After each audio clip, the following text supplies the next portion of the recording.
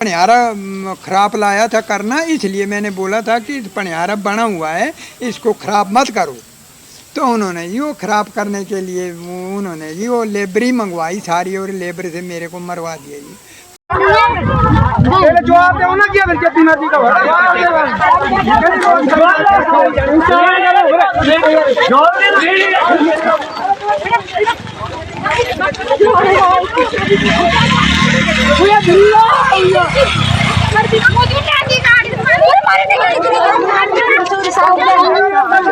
पंचायत में लो पंचायत अंदर लो नहीं लो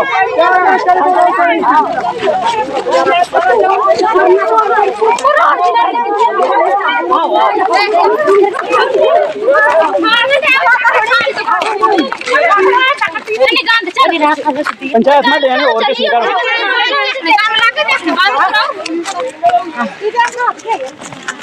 तो छड़िए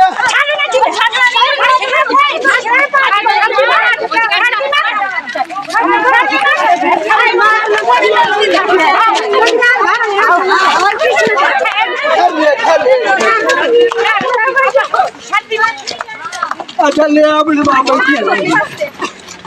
गाड़ी बेगान नहीं है हजार जाना देना पौना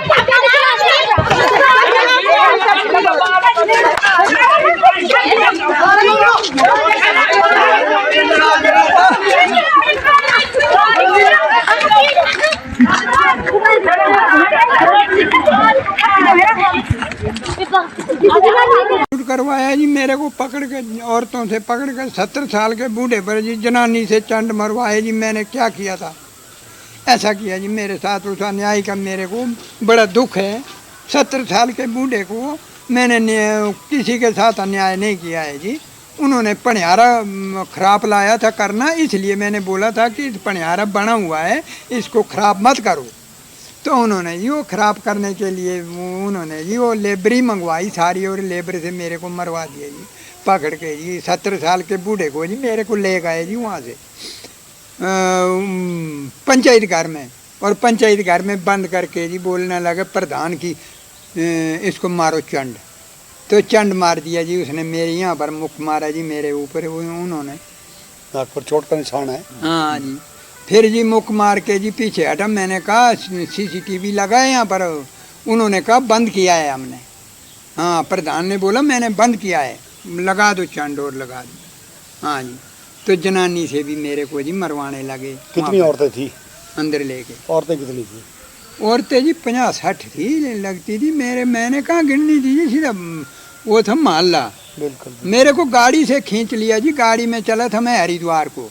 मेरी जेब में 15,000 रुपये, मेरे 300 का पर्स था जी, 15,000 रुपया उसमें था, वो भी खींच लिया जी। फिर 240 रुपये जी मेरे यहाँ में थे जी, 200 का नोट था एक, और 40 रुपये जी 10-10 के नोट थे जी यहाँ में इस जेब में, वो भी निकाल लिए। चाबी भी निकाल ली जी, चाबी का जी एक मैंने फिर जी मैंने ये दिया है जी, देखो ये चाबी जी मैंने फिर चाबी मेरी ले लिया जी। तो ये जंदरा मैंने तोड़ के पैसे निकाले, तब मैं यहाँ आया हूँ। मेरी चाबी भी निकाल ले गए जी। मेरे को चंड मारने लगे जी 70 साल के बूढ़े को। ये दुख है जी मेरे को। प्रधान बैठ के जी, वार्ड मेंबर बैठ के जी, वार्ड मेंबर ने भी एक चंड मारा जी मेरे को, वार्ड मेंबर के पति ने जी। हाँ जी, नाम क्या है? जगत राम ने। भीड़ और इकट्ठी होगी, जो आज का सिनेरियो बन गया है। मकसद ये है कि सुनते थे हम बिहार में, यूपी में वर्दी वाले गुंडे। अरे चंबा में भी वर्दी वाले गुंडे बहुत हो गए हैं। मैं बाहर की बात नहीं करूँगा, बाहर का मेरे पास एविडेंस कोई नहीं है। मेरे पास एविडेंस है कि चंबा में कैसे होता है। अभी कुछ समय पहले प्रशांत महाजन, जिसके पास एक चैनल चलाता है, यूट्यूबर है, उस बंदे को SHO संजीव चौधरी उठा के थाने में ले जाता है, थाने में बंद कर देता है। जब उसमें इज्जत मान वाला, एक सम्मान वाला फ्रीडम फाइटर की फैमिली से है, उसको जब अंदर दिया जाता है, तो जो लोग हैं यहाँ के, जो बुद्धिजीवी हैं, उन लोगों ने जाके गुहार की SDM साहब से, वो रात को 10-11 बजे वहाँ से छुड़वाया।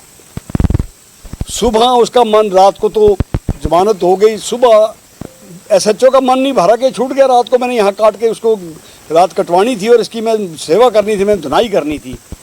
लेकिन धुनाई करने के बजाय उसने एक रपट रोज नाम से सुबह डाल दी कि हमारी यहाँ से लाइट चली गई ताकि कल को कोई यहाँ हमारे से फुटेज ना मांगे।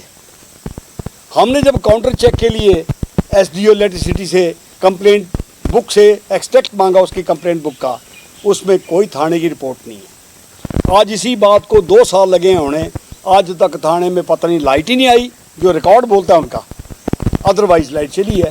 जब आरटीआई में वहाँ की फुटेज मांगी, जिस चीज़ को उसने हाइड करना था एसएचओ ने, सिमिलरली यहाँ के जो हमारे आईपी में पीआईओ हैं, पब्लिक इंफॉर्मेशन ऑफिसर हैं, मैडम शिवानी महिला आईपीएस है वो, उन्होंने भी ये कहा कि जी वो लाइट नहीं थी, फुटेज हमारे पास है नहीं है। जब कोर्ट की जजमेंट वहाँ से जज ने, जो एसएचओ साहब ने वहाँ परमिशन भी थी पूछी थी प्रोसीड करने के लिए 186 199 में, जो झूठा मुकदमा उसके खिलाफ बनाया था कि उसने वहाँ थाने में गालियाँ निकाली, ये किया वो किया, थाने की लेडीज़ वहाँ से चली गई। उनकी तो फुटेज मान लिया, चलो झूठ बोल के फुटेज चली गई। अरे हर एक के पास एंड्रॉइड फ़ोन है, कि गरीब आदमी थे पुलिस में वहाँ बैठे हुए, 80-80 70-70 हज़ार की सवाई तनख्वाह लेते हैं, वो भी तो वीडियो बना सकते थे ना। उन्होंने भी वीडियो नहीं बनाई, फुटेज जानबूझ के दी ताकि सचो ना पकड़ा जाए, क्योंकि झूठा 186 199 बनाया था। और जज साहब ने उसको आज से 6-7 महीने से उसकी रिक्वेस्ट को डिसमिस कर दिया है प्रोसीड करने के लिए 186 199 में, क्योंकि उसके पास एविडेंस नहीं थे। आरटीआई में जब पीआईओ मैडम से मांगा ये, तो उन्होंने कहा कि अभी तक जजमेंट नहीं हुई है। अरे ये तो नेट पे आ चुकी है, ई कोर्ट की जो एप्लीकेशन है उस पर आ चुकी है, लेकिन अभी तक वो झूठ बोल रहे हैं कि जजमेंट नहीं। उनको पता है कि उसमें हम भी अपराधी हैं। रीज़न बिहाइंड कि जो भी थाने में एफआईआर होती है, जो भी थाने में रपट डलती है, उसका उनके पास जाके एवेलुएट करते हैं उसमें कि क्या रपट पड़ी है, क्या उन्होंने कुछ करना होता है उसमें, क्या उनकी डायरेक्शंस होंगी। जब वहाँ से डायरेक्शन पूछी गई कि एसओ साहब ने क्या डायरेक्शन दिया है सच्चों को फलाने केस में, तो वहाँ डायरेक्शन कोई नहीं है। और इससे और बड़े क्या हमारे पास एविडेंस होंगे। अब ताज़ा आज का उदाहरण है, ये मेरे साथ बैठे हैं जो आज से 15 साल पुराने ये आरटीआई कार्यकर्ता हैं। इतने चोरियाँ इन्होंने उजागर की। अब जब इनको चोरियाँ इन्होंने उजागर की, तो अगर लोगों ने सोशल मीडिया पे जो वायरल हुआ है आज का एपिसोड इनका पिछले कल का जो है, तो अचंभा करने वाली बात है कि पूरे गांव की लेडीज़ इकट्ठी कर दी। वो क्यों की? उन लेडीज़ ने, वो पठानकोट में बैठी कि चंबा बैठी हैं, लेकिन मनरेगा में वहाँ काम कर रही हैं। काम हो नहीं रहा है, ग्राउंड लेवल पे काम कोई नहीं है। उधर वो बिल बन रहे हैं, बिल झूठे विदाउट जीएसटी आ रहे हैं। अरे रेता सप्लायर यहाँ कोई भी नहीं है, झूठे रेते के बिल आ रहे हैं। ये जो कल का एपिसोड है, सड़क में एक आरटीआई एक्टिविस्ट है, उसे पकड़ के एक हजूम महिलाओं का ग्रुप एक सुनियोजित ढंग से घसीट के ले जा रहा है। ये बंदा 100 यार्ड पे पुलिस चौकी यहाँ खुली हुई है, चीखे मार रहा है, मुझे ले जा रहे हैं, मुझे बचाओ, मुझे बचाओ। वीडियो लाइव है, दुनिया देख रही है, पर वह 100 यार्ड पे पुलिस ने ना तो वो वीडियो देखा, ना उन्होंने बॉदर किया कि इस आदमी को, ये जो चीख चिंगार रहा है, इसको किसने पकड़ा, क्या कर रहे हैं।